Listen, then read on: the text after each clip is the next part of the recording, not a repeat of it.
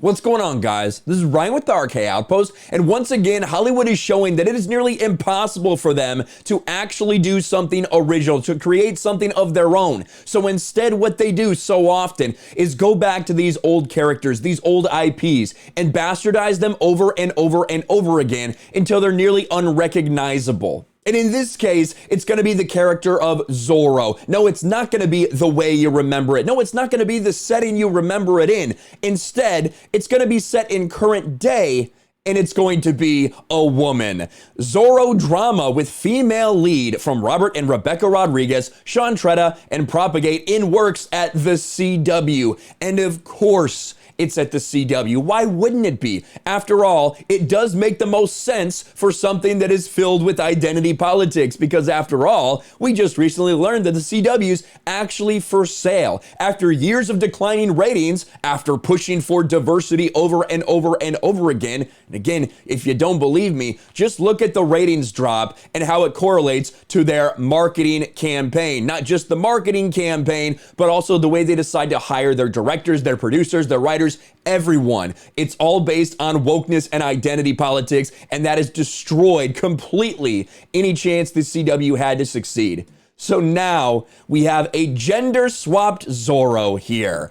Let's get into this. This is going to be so absolutely horrendous. Zorro is headed to the CW. The Young Skewy Network has put in development a gender-swapped reimagining of the classic masked vigilante character from filmmaker Robert Rodriguez, writer-director Rebecca Rodriguez, which is his sister, I'm pretty sure, Sean Tretta and Ben Silverman, and Howard T. Owens Propagate. CBS Studios, where Propagate has a deal, is the studio.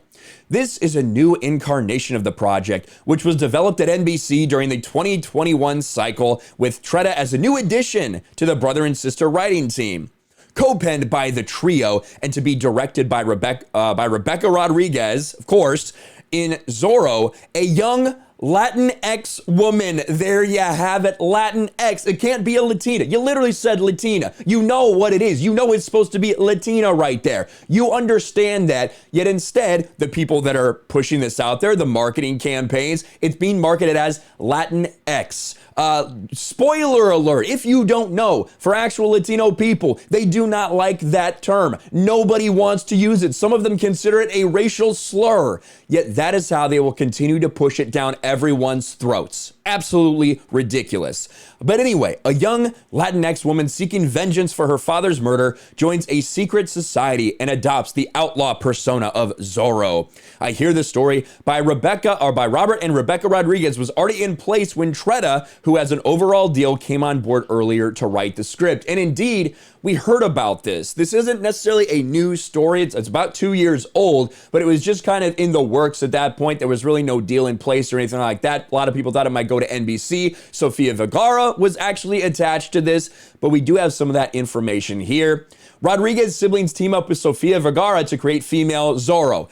And based off this report, it sounds like the story is going to be pretty similar to what was pitched 2 years ago. And we do have that information. Most, or all actually, depictions of the 1919 created fictional character Zorro have been set between the mid-18th century to early to mid-19th century, and the character has always been a man.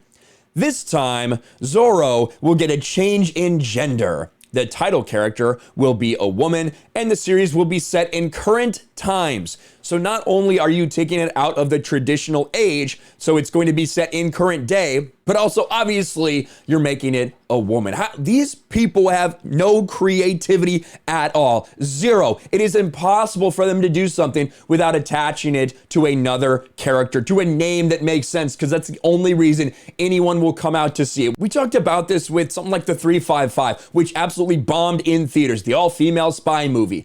If they had, used an established IP and attached themselves to that just in order to gender swap it, it probably would have done better because it actually has a name attached to that. They didn't do that, and you saw how badly something like that failed. That's why they wouldn't do this. That's why they won't just create an original character around the setting that they want. And it gets worse. The project will be co-written by the aforementioned brother-sister duo, the latter of whom will be directing the most likely television series. Zorro will be about an underground artist, Sola Dominguez, who fights against social injustice, similar to the present-day version of the mythological Zorro. Now, when you remember all of these stories from Zorro, and the one that sticks out most to me was the one I watched first ever, The Mask of Zorro, with Antonio Banderas, with Anthony Hopkins as the original Zorro, and then Antonio Banderas coming to know him, getting trained by him, falling in love with his daughter, who was played by, was it Catherine Zeta-Jones? Catherine Zeta-Jones. Great movie. And that's an awesome way to have a new character come in to be Zorro, but completely pay homage and everything to what came before it. I think that was pretty widely accepted by a lot of people. But now, what are you doing? You're doing this. Now, Zorro's a character that's been around a long time. It's completely like public domain, so anybody could make something about it like this, and it would probably get approved. And there's been like a story, like a novel written about a female Zorro. There is a lady Zorro in the comics who's basically an imposter who is trying to emulate Zorro, but is essentially a villain. So there's been little things like this happening before, never on this scale and never something like this. Set in current day, fighting against social injustice. Not talking about like tyrannical governments that's taking advantage of a poor population. No, we're talking about social injustice. It's gonna be, they're gonna fight against someone being misgendered. They're gonna fight to get, equal opportunity for, I don't know, college applicants or something like that. That's what this story, in all likelihood, is gonna be about.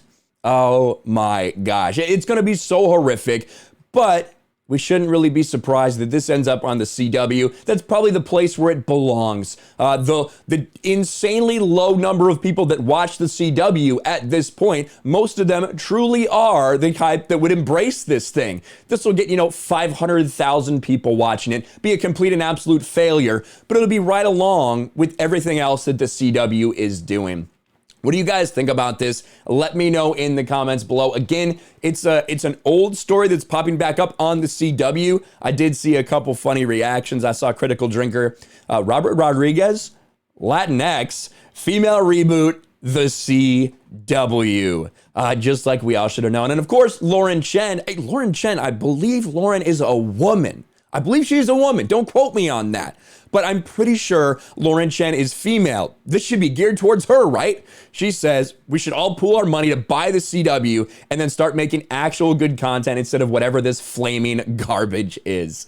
What do you guys think? Let me know in the comments below. Smash a like button, subscribe to the channel, ring the bell for notifications, share this video out there, and I'll talk to you later.